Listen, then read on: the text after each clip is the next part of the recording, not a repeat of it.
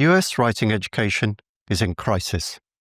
Only 27% of 8th and 12th graders perform at proficient levels, with even more alarming statistics for low-income students, emergent bilingual students, and those with disabilities. The pandemic made things worse. If only there were a clever AI-based solution that could help educators make things better. Oh, hold on a minute. There is. The Learning Leaders Podcast, brought to you by NIIT in association with The Learning Hack, features conversations with chief learning officers and heads of learning from global companies. We'll be hearing about the learning journeys of these leaders, the changes they are bringing in their organizations, and how they are preparing their workforces for the future of learning.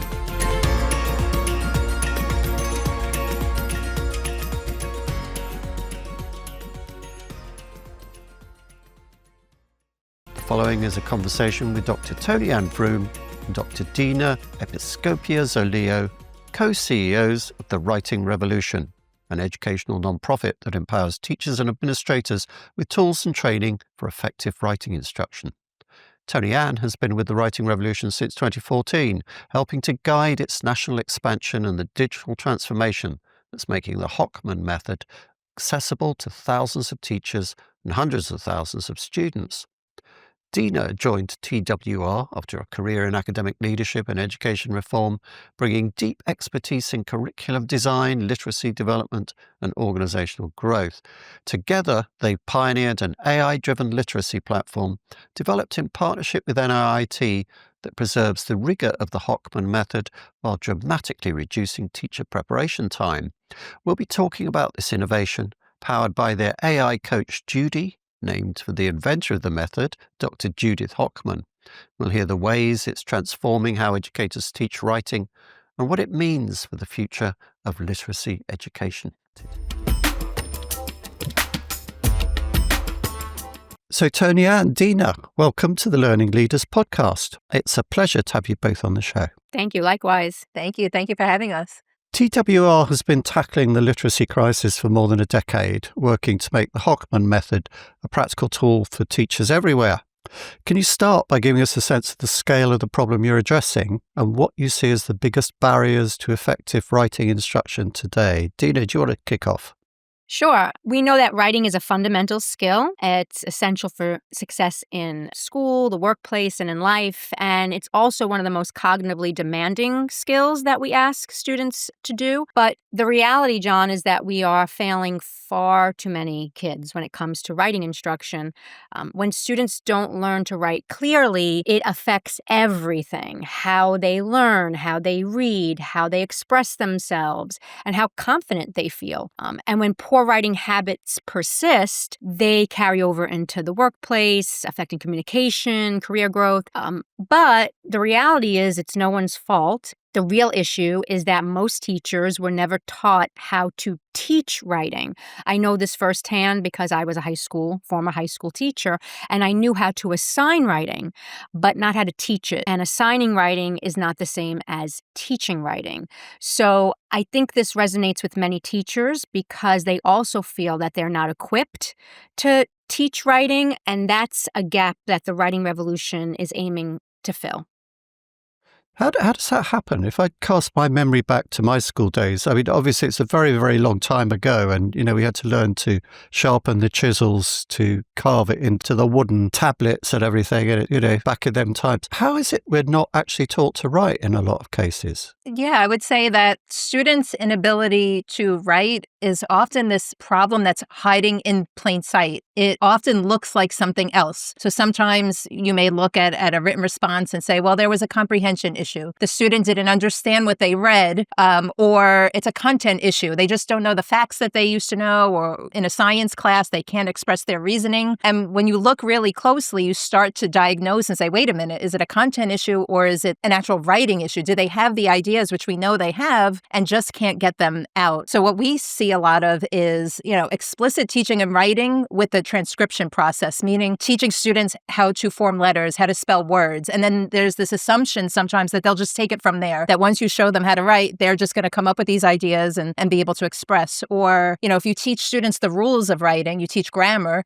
they'll know how to write. But there's a difference between knowing about writing and knowing how to write. What we know is that teachers, and this goes through, teacher preparation programs, and not just in the United States, are rarely shown a method for how to teach students how to write. And that's what the Hochman Method, which is the method that the Writing Revolution disseminates, that's what the Hochman Method does. It gives a very practical step-by-step way of moving students from a sentence to a paragraph, from a paragraph to a composition. And what you're doing is you're giving teachers the tools they need to teach writing, but you're also giving students the tools they need to think and to learn. And our method goes across grades and across subject areas. So this is writing in not just English, but history, science. And for us, it's very important, and we see this a lot, it's very important not to bypass the teacher. There's this feeling that we could just get tools direct to kids, and it's going to teach them how to write. And for us, the teacher is the greatest lever of writing in that room. So we are direct to the teacher to be that model for what good writing looks and sounds like. Yeah, okay. I suppose if I can remember a lesson where the teacher said,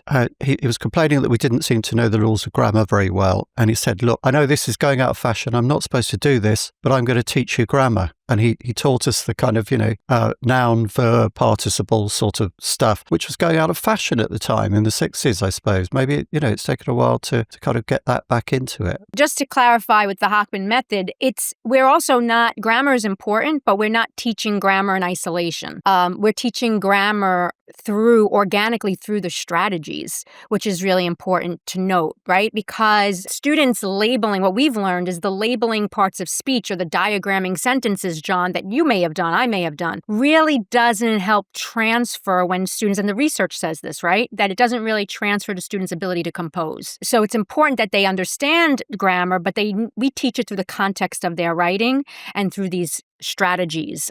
Because sometimes people hear about us and they're like, oh, great, someone's going back to basics and going back to grammar.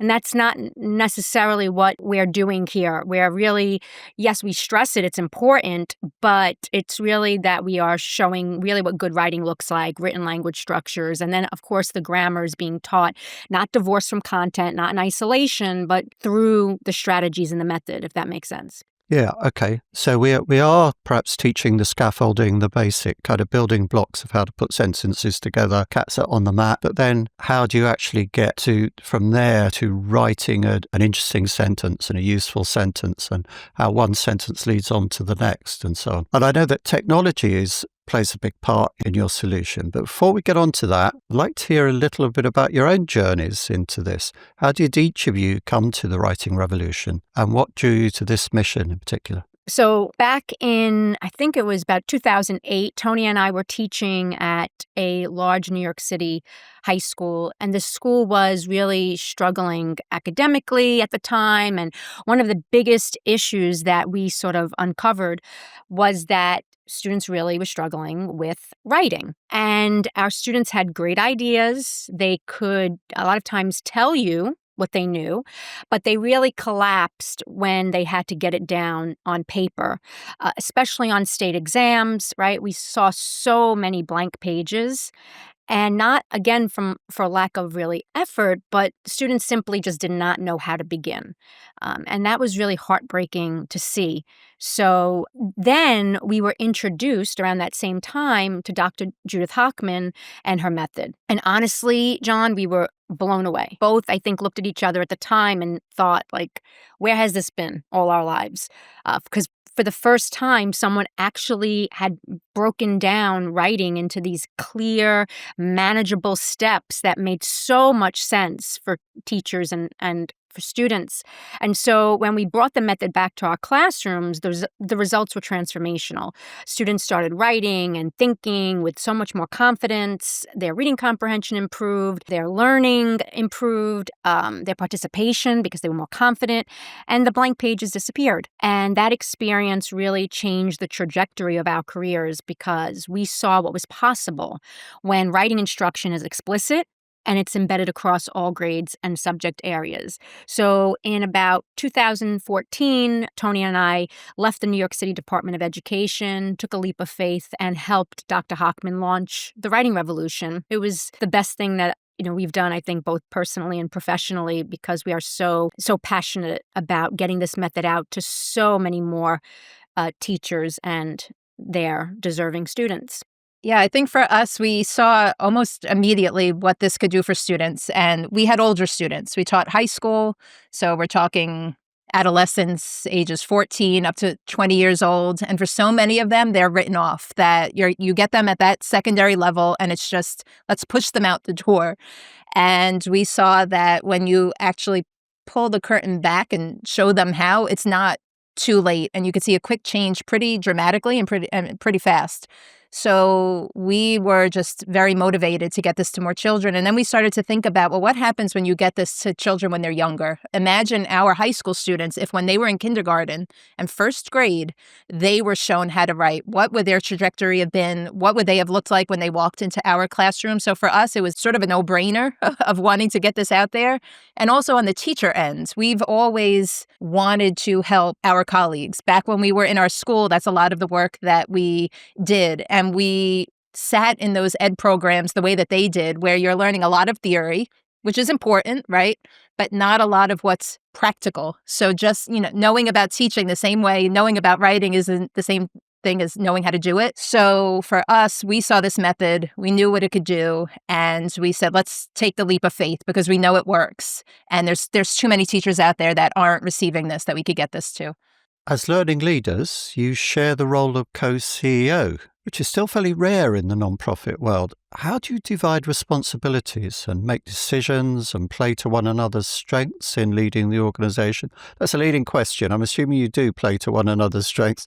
You're not fighting like cats in a sack. How does it work out? Is it a kind of good cop, bad cop? How do you kind of synchronize your personalities together in doing this? Yeah, I think we try to avoid the good cop, bad cop at all costs. I mean, I think you...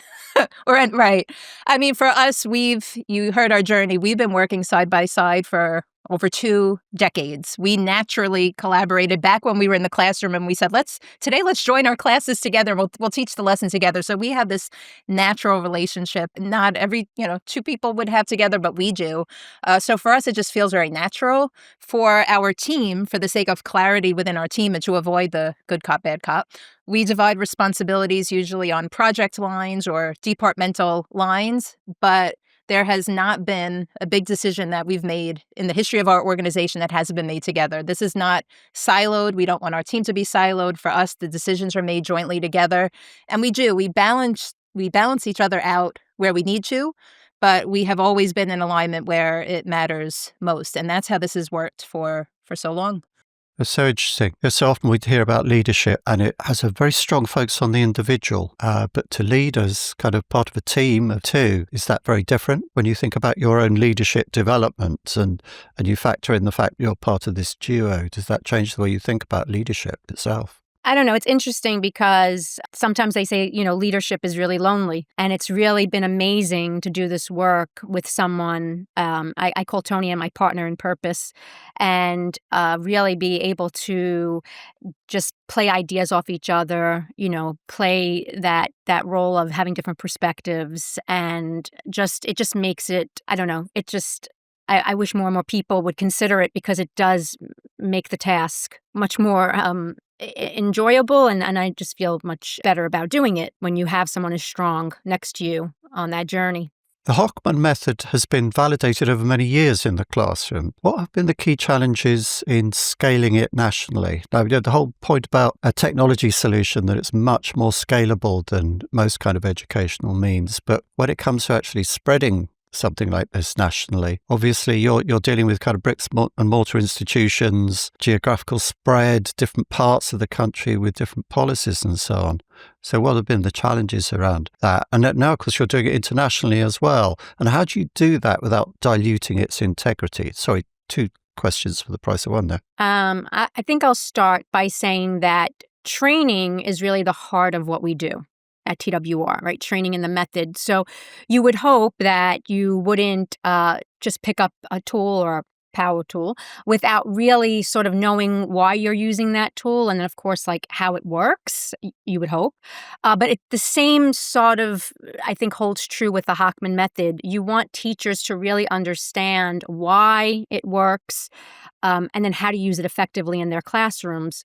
So again, we do that through our training. And before COVID, all of the training around the method was in person. And so when schools shut down, we really had to pivot like the rest of the world very quickly to virtual, but synchronous sessions, right? Live virtual sessions, all on East Coast time because we're based in New York City, our office. So that created some real challenges for access and for scalability in some ways. In some ways, it opened us up, John, because we were not in person anymore. So we could serve and train 50 states and international. When you ask how did that begin, it began because we were able to now open the trainings to Australia, to multiple countries.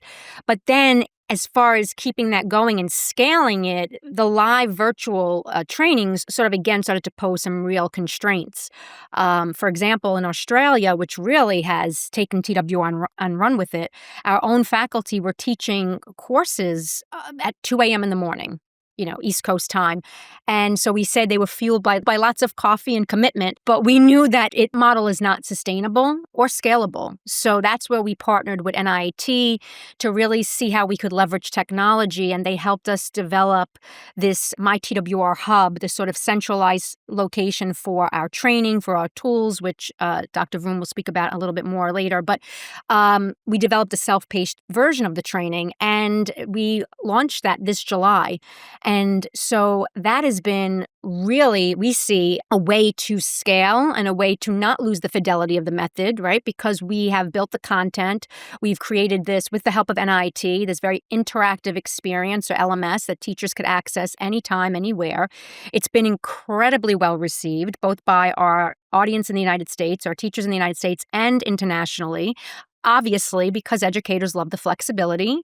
Schools appreciate that it's a little more cost effective. You're not running around trying to hire substitutes, to release teachers, to go to a live scheduled training, or you're not rearranging their schedules.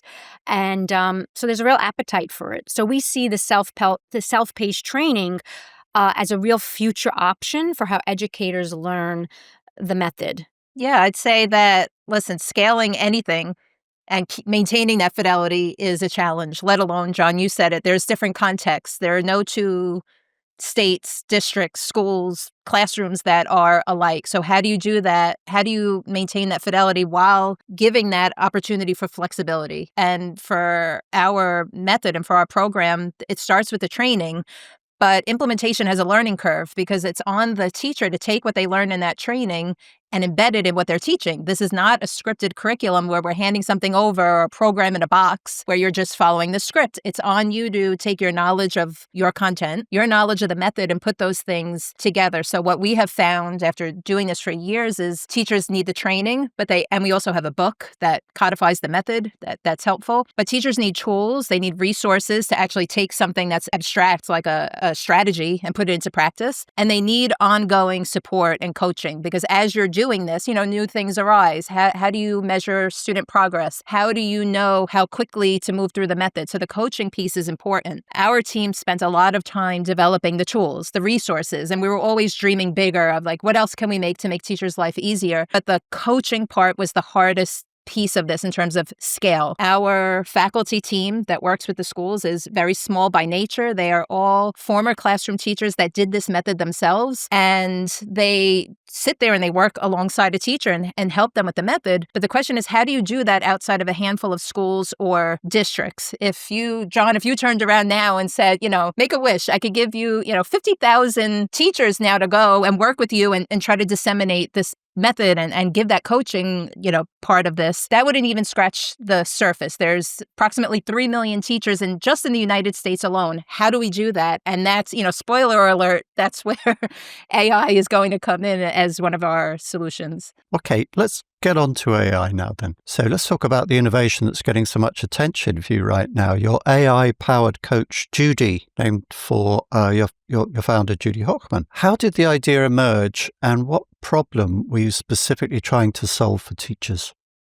Yeah, well, the problem again is we know that teachers need that support piece. Every year we are training thousands of teachers. So we're interacting with thousands of teachers from across the United States and internationally. Our team is on the ground. So we are seeing in real time the things that are working, but the places where they need more support. And the teachers themselves are saying, I love the method, but it takes me time to embed it and planning. I need more opportunities to collaborate with someone else on this because it's very hard. Teachers are often very lonely. They're in their classroom, they're by themselves, and they want that opportunity to collaborate or have a thought partner. So we've heard this for a while, and our team did this ourselves. We were teachers that taught this method. So in knowing the pain points, we said, okay, what could we come up with that would give that level of 24/7 support? So it was about 3 years ago, where we put our faculty team in a room. We had the chart paper all around the room, and we said, all right, this is a no limits brainstorm.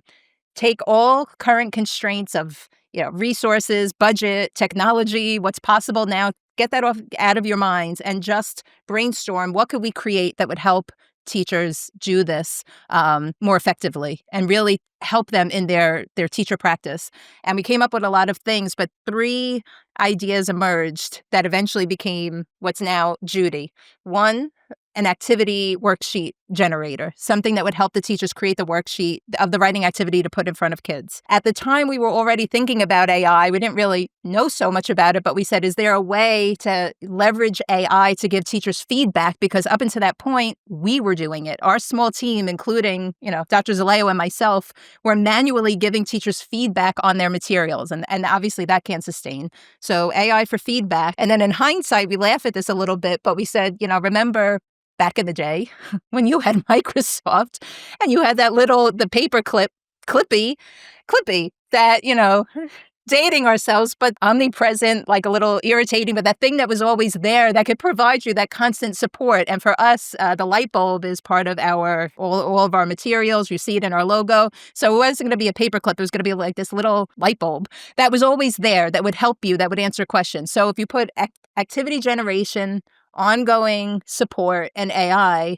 eventually that became Judy. We tried to do it ourselves at first. We have an incredible director of technology who's just naturally a curious person, a problem solver. He tried to do this with a team of a couple part-time college interns. And we made a prototype that, we found pretty impressive, but there was no way that we could ever create Judy on our own, given the size of our team and our resources. That would have been impossible. Dina, what was your perspective on that? I mean, it's such a neat idea because obviously there are a lot of kind of chatbots around and we've got used to that idea. And then from the kind of teacher side of it, they spend an awful lot of time planning lessons, creating activities and so forth. And generative AI gives you this ability to sort of draft and create things. And it kind of brings the two together in an essentially quite simple but really good way. How did that feel for you, Dina? Well, I think the big part that we wanted was not to feel that the teacher was again bypassed and that Judy was built, and NIIT really helped us do this because this is not ChatGPT with a light wrapper over it saying it. This Judy has been trained and it's taken a lot of work to get Judy to understand the methodology and to work with teachers and really know all the niche, nuanced rules of the method. So NIIT really did help us bring this to life, but it really was intended to be built to amplify the teacher's experience and their expertise, not override it. So Judy offers examples and questions and provides reminders, again, because of her deep knowledge of the method or the Judy's we say her, we can't help it, but it's deep knowledge of the method, but always defers to the teacher's judgment, brings the teacher into it. And so the feedback from early users has been really inspiring because they tell us Judy makes professional learning feel really personal and responsive. And I think they do feel like they're talking to Judy. And they know it's AI, but because it's named after our founder and she's so beloved, it's like they are talking to her. And if you look at the transcripts, it's very, hi, Judy, can you help me? Thank you, Judy. And they want to really work with Judy. But so again, I think that's what we've really learned from this. And it's been really important to us. That's part of how this works. Yeah, I think it is so difficult to avoid anthropomorphizing when you're talking about AI, and this happens all the time. But it is interesting because we fall into a kind of relationship with these tools, and in some ways that has similar dynamics to a human relationship. And one area particularly is one of kind of control, which is an interesting one from the point of view of leadership, which is one of the things of this podcast. So many educators are understandably cautious about AI. How have you ensured that Judy enhances rather than replaces teachers' professional judgment? And what have you learned from their feedback so far? I mean, I should say that I use a lot of AI, and I feel in my case, there's a real issue of creative control. Do I let the AI make these creative decisions? At what point do I step in and say, no, I'm not going to, take advantage of this technological affordance that would allow the thing to write the whole thing for me, or to script it, or to edit the whole podcast for me, because I have to be the one that makes the decisions. So I think in a lot of different types of workflow involving AI, we have to kind of make sure that the humans are in control. So coming to the particular example of Judy, how do you make sure that it enhances rather than replaces the teacher? For Judy, all of the interactions have that, the user in the loop, you have the teacher in the loop. They are in the driver's seat from the very beginning. When they first start interacting with Judy, they are making decisions about, their content, the strategy that they are looking for Judy to help them create. They can have this conversation, this give and take with Judy to iterate on what Judy first creates. And this is something that in our trainings and our courses, we're constantly pushing, that don't take the first response that you get at face value. Don't, click print and put that in front of students, because Judy doesn't necessarily know your students, but you do. Take a look at the responses. What Judy creates is not just a worksheet, but it also gives you, where does Judy anticipate a student might go?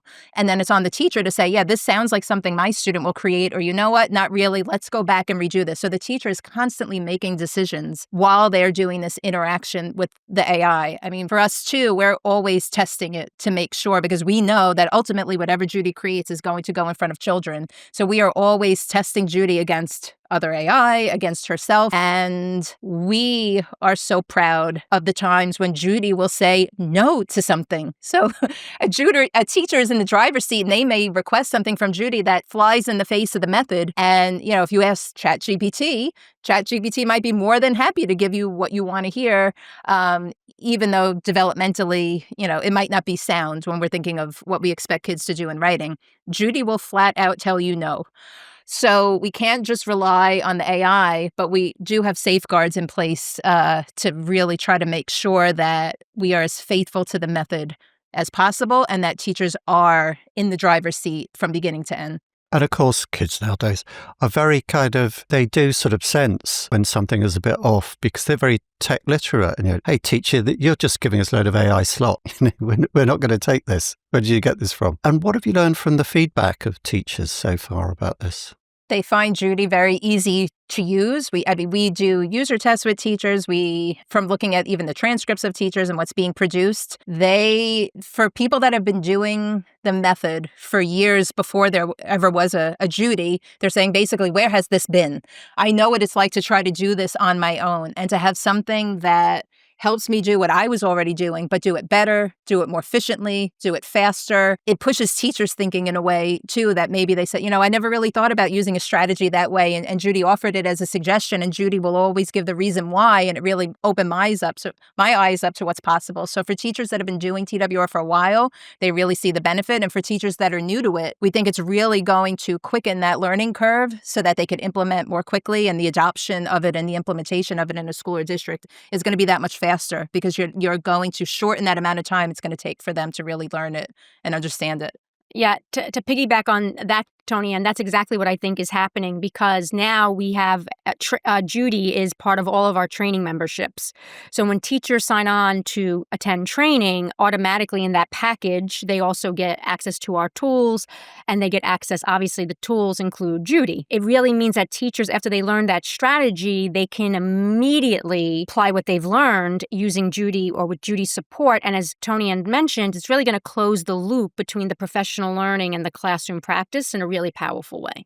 So TWR partnered with NIIT to design and deliver this digital transformation. What's made that partnership work so well? And what advice would you give to other mission-driven organizations like yourself considering technology partnership of this kind? Oh, boy, did we get lucky. I mean, as I mentioned, we tried to do this ourselves. We created a prototype. We showed it to other people, and no one really got it when we showed it to them. So they looked at it and like, oh, it's just like another ChatGPT. They never really got it. And there was this, serendipitous series of events that connected TWR with NIIT. And from day one, when we showed them this prototype, and, you couldn't help it, this is NIIT, and we're showing them this thing that our little team tried to create, and they got it immediately. They saw what we wanted to do and almost immediately said, we get it. And that gave us the hope that what we were thinking all along was possible. When they came in, when we actually started our partnership, they didn't just come in and bring their AI expertise, which of course they have, and then some, absolutely brilliant, to say the least. They found it very important to really take the time to learn our method, and not just learn it at a surface level, but they immersed themselves in the method that I think they could turn around and probably teach our course tomorrow. They know it so well. But by doing that, it really helped them understand exactly what's the problem that we're trying to solve. This informed ultimately what the design of Judy would be, because they really understood how the method works, how it gets implemented, the places where teachers need support, and them taking that time to do so built a trust amongst our teams that when they started to push our thinking, when we had, one idea of what Judy might ultimately look like, and they really pushed our thinking, we trusted in them with that, and we ended up getting a better product for it. So for us, the advice we would give to another mission-driven organization would be develop that kind of mutual understanding with whoever your tech provider is. They need to understand your work and your users very deeply, but you have to be very open to learning from them as well. And for mission-driven organizations, we often hold our program very close to the heart. We have a lot of ownership of it, and you have to have that trust in who you're working with to let them, push your thinking with it. And I'd say not just for the mission-driven organizations, I would push the bigger tech partners out there in pushing their thinking and saying, don't count out the small nonprofits. What we lack in size and what we lack in resources, we make up for in being, quick to move on things. We have a natural scrappiness to us. And if you have big ideas of things that you want to try, the small nonprofit might be your playing ground because we have the agility to do it. So I would challenge both the mission-driven organizations and the tech partners to really think about this type of partnership, because amazing things could come from both sides. Yeah. We don't have those layers of bureaucracy, John. We were able to make decisions very quickly and really act on things and move at like lightning speed to get this out there. And that's NIIT really took a chance with us and believed in us. And that's really meant so much to have their belief in the mission and what we were trying to do. And they really allowed us to dream even bigger than we were dreaming. And they really showed us the art of possible. And we're forever grateful. Listening to you talk about the process of developing the solution just reminds me of, in the past when I've talked to learning designers within vendor companies, I worked a lot with vendor companies, and they would say, huge part of their job satisfaction is going into a client, especially where it's a kind of slightly tricky brief, and just learning so much about what they do. So, the process of kind of learning about the Hochman Method, all that, I could just imagine a good learning designer getting their teeth into that, and then you're learning about the possibilities of the technology from them. And it's that kind of mutual circle of learning there that makes for a really productive, to use a horrible word, synergy. It seems that remarkable results are possible here, time savings for teachers. I know several teachers and I know the amount of time they spend in preparing lessons and, how much this could help them. Better writing outcomes for students. I'm an English literature graduate, studied at a university. Afterwards, I left and thought, well, I've got to write my first novel now. And I suddenly realized no one had ever taught me to write after 3 years of studying literature. So I kind of understand how important skill it is, how difficult it is to learn it in some senses if you haven't had early tutoring. I understand you're in the early stages of measuring student outcomes from this project, that you've begun to see some exciting results. So what are you learning so far from that feedback and that assessment? And what excites you most about what's emerging? Yeah, well, you're right. It's certainly saving teachers a lot of time. In our first 3 months, we launched in the middle of this summer. July 15th was launch date. Very exciting day for us. And in 3 months, Judy has generated just activities alone about 75,000. So right now that number is even higher.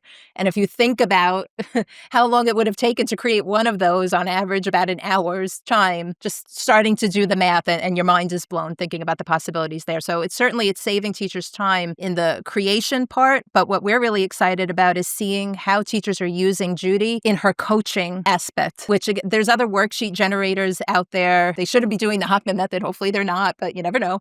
There's other things that are out there, but our Judy really understands the method and could give that type of guidance that teachers are looking for. And we had a hunch that teachers would be looking for, but now we're seeing in real time that that's what they're asking about. Questions about pacing, questions about, troubleshooting, or how do I differentiate because my students are at a different range of ability when it comes to writing. What could I do? That's almost impossible for a teacher to do in one period of time. How do I reach these students over here and those over there?